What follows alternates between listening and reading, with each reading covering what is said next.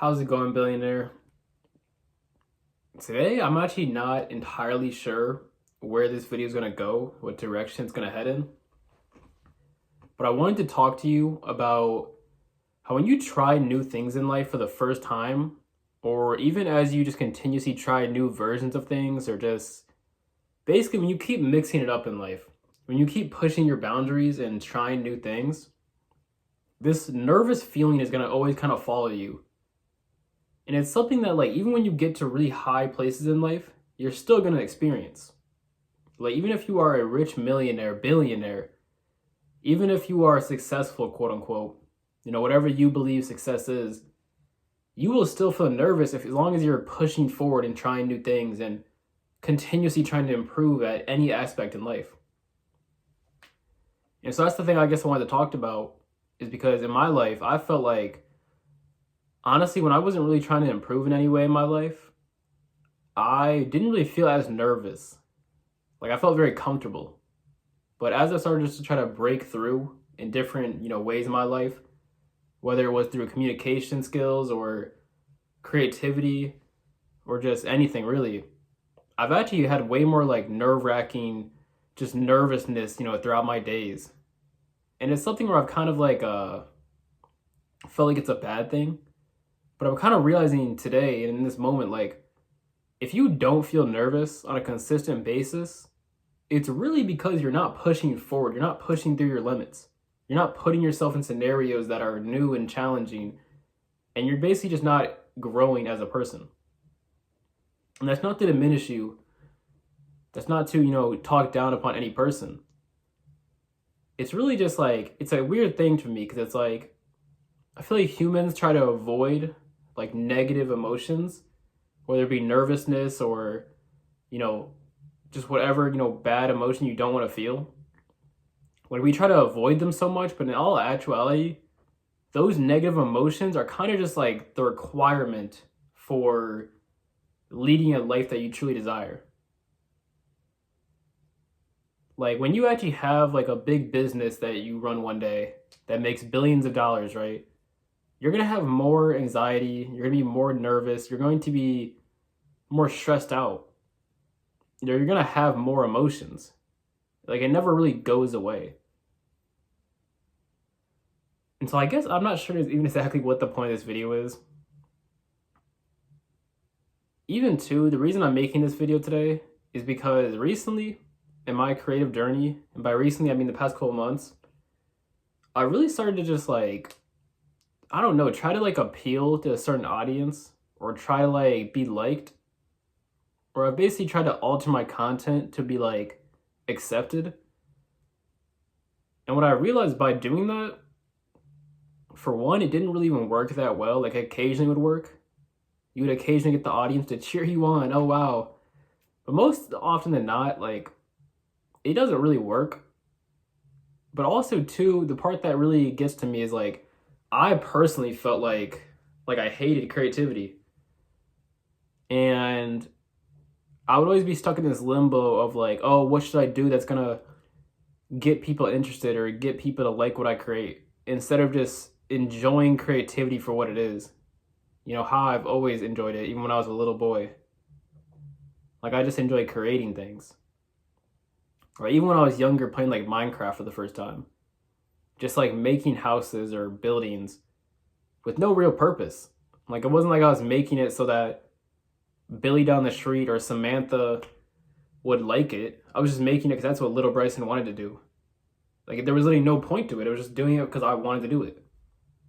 And so it's like, now in my life, I've tried to make creativity like a job or a way of making money, basically. Or just basically that as I began to pursue it, I slowly started to just like ruin the essence of what creativity is about. And so I guess even to end off this video, like, if you're a creative, especially a young creative, just try your hardest to keep your creativity pure and try to keep it like the way you truly want to create. It might not get the viewership or the support that you think you need or you want initially, But more often than not, you're going to get the actual support and the respect or whatever you're looking for that you actually, deserve and what you actually like would truly want. Because I even think too, like, I have this idea, like, would you rather have, and I want you to actually answer this question, would you rather have, I'm going to do it in two different ways. Would you rather have $1,000,000, but the way you have to get that $1,000,000 is like you have to do something you just absolutely hate. Like you hate it. Like every day you just wake up and you dread the idea that you have to go do it. Maybe you got to be like I don't know, like whatever the worst imaginable job you can think of. Would you rather do that job for $1 million a year? Or now think about something you do every day, like a sport you play, or maybe you just like playing video games or whatever you like doing, right? Would you rather do that for 100,000? Or even let's say 50,000 a year? Or just a much lower amount, but still a good amount? Like which would you choose? And then in the case of like social media, like would you rather have 1 million followers, but the content you have to make to get that 1 million followers is content that you're just constantly trying to appeal to people. You don't even really like the content you're making. You're kind of just making it for an audience. You're not really enjoying it. Or would you rather have 100,000 followers or 50,000 or just a much less amount, but you're actually making what you genuinely enjoy making? Like every day you get up and you are happy because I get to make what I want to make. And there are people out there that like what I do. And I don't know, I guess it's just an interesting question to me, because I think that really is almost like kind of just the reality in a lot of ways too. It's like you kind of do have to decide if you want to have or if you want to have more people like what you do, but you don't really get to like what you do. Or do you want to like what you do and then have less people that like what you do? And I don't think it's necessarily like a thing that every single creative necessarily, it's not necessarily true for every creative. Like some people, what they create has a very big audience. And ultimately speaking, like you can get it. Because I want to make the point. You can have 1 million followers creating what you want. I'm not saying you can't have that. And you can make $1 million a year doing what you want to do. That's possible too. But for a lot of like creatives or just people, like you do kind of have to make the decision of like, do you want to do what you truly desire and potentially get less out of it, or maybe just have a slower road to the top? Or do you want to be someone who races to the top doing something you don't really enjoy doing? And I'm just rambling at this point, but it's a thought that's been kind of persistent in my mind. And honestly, I kind of want like this YouTube channel and really just my entire creative journey to kind of be like this, where I just truly express myself instead of trying to, I don't know, like just trying to like impress anyone.